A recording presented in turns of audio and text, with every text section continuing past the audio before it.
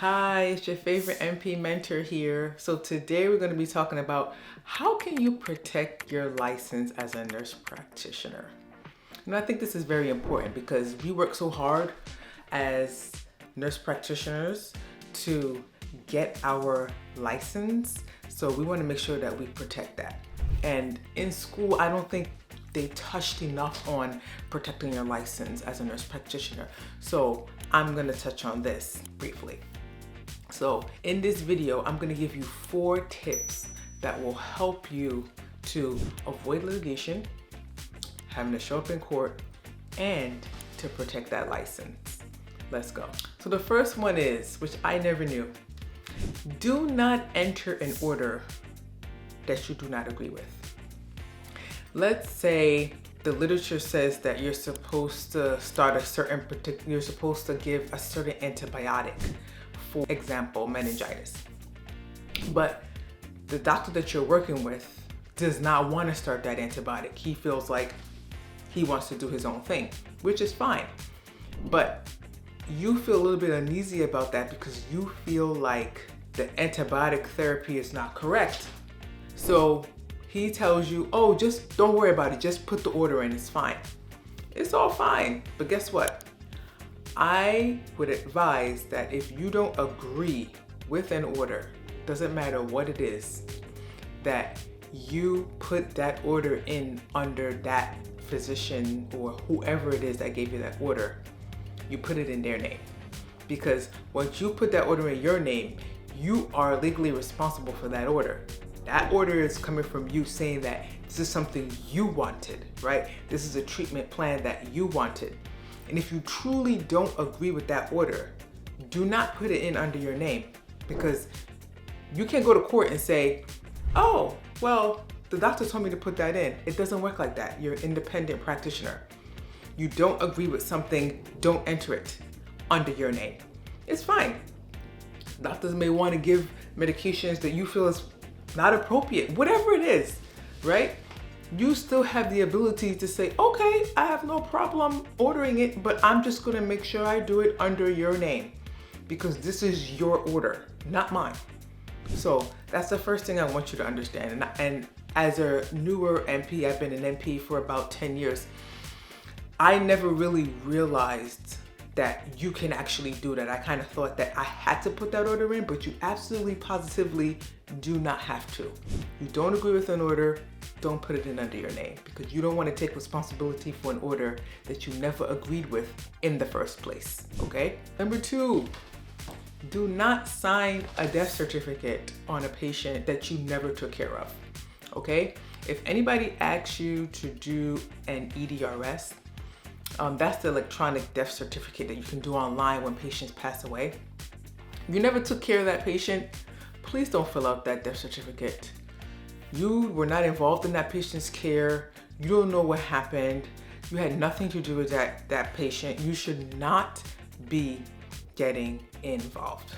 You only inject yourself into situations that you need to be in because you were actually a part of that patient's care. If you're not part of that patient's care, please do not, I repeat, please do not fill out a death certificate, because you don't want to be called in court if something happens with that patient. They're going to say, so you filled out the death certificate, you said that the cause of death was XYZ. How did you know that this was the cause of death? So you put that the patient died from a PEA arrest. Like, were you there? Did you review the strips? So even if a doctor asks you, hey, can you fill out this EDRS for me? No, I can't. I wasn't involved in that patient's care. I'm not doing it. Now, not every hospital, the hospital I work at now, I don't have to do EDRS. But there are situations where at the other hospital where I was working, we had to do the discharge summary, we had to do the EDRS. And if this is a situation where you have to do those things, you want to make sure that you are doing it on a patient that you 100% was taken care of. No favors. This has nothing to do with this is your friend or whatever. Because when it comes to court and people got to go to court, there's no more friends. I just want you to know that the friends thing is out the door, right? So make sure you do not ever do that. If someone asks you to do that, don't do it. I don't care if the physician asked you to do it. I don't care if the nurse manager asked you to do it. You didn't take care of that patient. You don't need to be doing a death certificate, period. And if you are enjoying my videos so far and you're getting some value, which I hope you are, please make sure that you hit that like button and you subscribe, because I always got more information that I think you will find valuable. All right, let's go. Number 3, be careful when you take on these high liability jobs. Let me give you an example. See, as a new grad, right? We always have this urgency that we want to get a job, we want to work, right? Even if it's far left from what we're used to. Like, for example, if you have been a telemetry nurse the whole time, you're pretty well based in cardiac, you never work with neuro patients, but then you go to a neuro ICU where you're going to be a provider. You may struggle a little bit with the transition because you've never really taken care of those patients as a nurse. And not only do you have to learn about that patient population, now you have to be the provider for that particular population. So I think that it's pertinent, in addition to making sure you choose the right department, is that you don't go too far left when you're a new grad. You try to stick to things that are more familiar with you, so that when you become acclimated to being a nurse practitioner, you know the role, you understand the role, and you're comfortable in that role. Then you can say, hey, you know, I've been doing cardiology a long time, I want to try neuro. But when you're a new grad, you want to stick to areas where the likelihood that you will transition well is high. Let's say you take on this position where you're working in ICU, but then you're responsible for overseeing the floor patients for that unit. Let's say, for example, you're in CCU, but you're taking care of patients who were downgraded to like telemetry from CCU. Or it could just be a particular group of patients under a doctor in a particular unit. You're also caring for those patients indirectly, meaning that you don't get sign out on them, but if the nurses call you about this patient, you have to answer those calls. Now, I will tell you that one of the mistakes that I made was that I took a position like this, and here's the problem. Now, if there's an issue with one of those patients on the floor who you've never gotten sign out on, and something bad happens with this patient, you're gonna be involved. Because now the nurse is gonna call you for this patient, and now you have to look through the chart, figure out what's happening. Now you're actively involved with a patient that might turn in, if the patient passes away, it might turn into something bigger because of how the events played for that patient. You'll be involved. And meantime, you haven't gotten sign out on this patient. You don't know anything about this patient. Only thing you know is that you got a call from the nurse saying, come see this patient, he's not doing well, whatever the situation is. And now you're involved in that patient's care. And now you may be called in if there's a lawsuit regarding whatever happened with this patient. So you want to stick to jobs where you are responsible only for the patients that you get sign out on. If you're not getting sign out on these patients, you don't want to be responsible for patients that you're not even getting sign out on. You're not rounding on them. No one's told you anything about them, but you're still responsible for them. That's a big liability. Now, granted, being a nurse practitioner, that's already a liability. I'm not saying that itself is not a liability. Being a nurse practitioner is a liability. But the problem is when you take on positions where you have an added liability that you don't need. And anything extra outside of the unit that you are responsible for working on, you really don't want to be taking care of anybody else, right? You ICU MP, you need to be in ICU. You shouldn't be in ICU. Then you're also on the floors, and then you're one person, one position. You should really stick to a position where you're only responsible for the patients that you get sign out on. And I want you to understand that. Anything outside of that, you're caring for patients that you don't know and nurses are just calling you random, be careful, okay? And the last but not least, number 4, be very careful when you're doing references for people.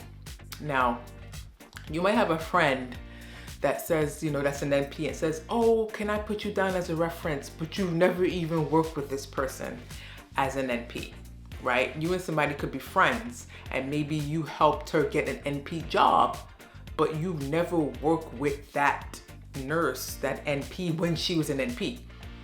And you're gonna say that you work with her because remember, when you're doing the credentialing application for this person, they specifically ask you, in what capacity have you worked with this person, in what time frame, right? And if you've never worked with this person, technically you're lying on your application.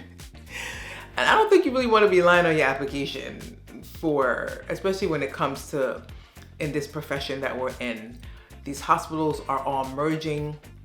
And if, let's say, that nurse practitioner doesn't perform well or does something, you know, you just never know. They might go back and say, who referred this person? Like, who said she was an okay provider? And start doing some sort of investigation, right? You just don't want your name to be involved in anything. So if you've never worked with this person before, it doesn't matter if you guys are best friends, don't put down that you've worked with this person at such and such hospital, because now you've lied on your application when you've lied on the reference for that person, and the hospital will see that, and you don't really want to damage your reputation.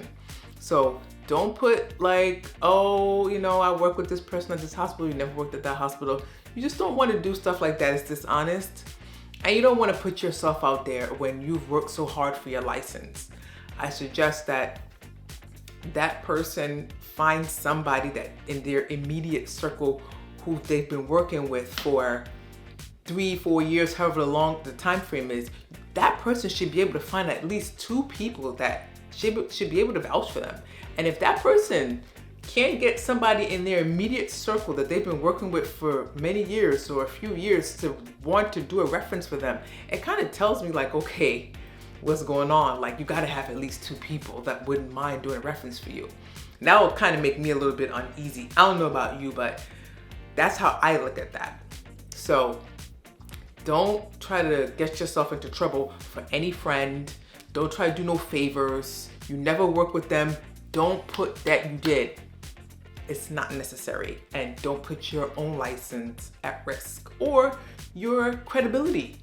Your credibility is everything, because these hospitals are joined together, and once they see that you're not truthful in your application, then they'll be looking at you. So you just don't want yourself to get into any trouble. So just always make sure that if you are doing a reference for somebody and they ask you, have you worked with this person, you need to put no, and then you could finish the reference. But don't say yes and you've never worked with them, because you've lied on the application for credentialing, and it's kind of like a big thing. So be careful. Anyway, I hope this video was very helpful to you, and make sure you subscribe if you haven't. And thank you for watching.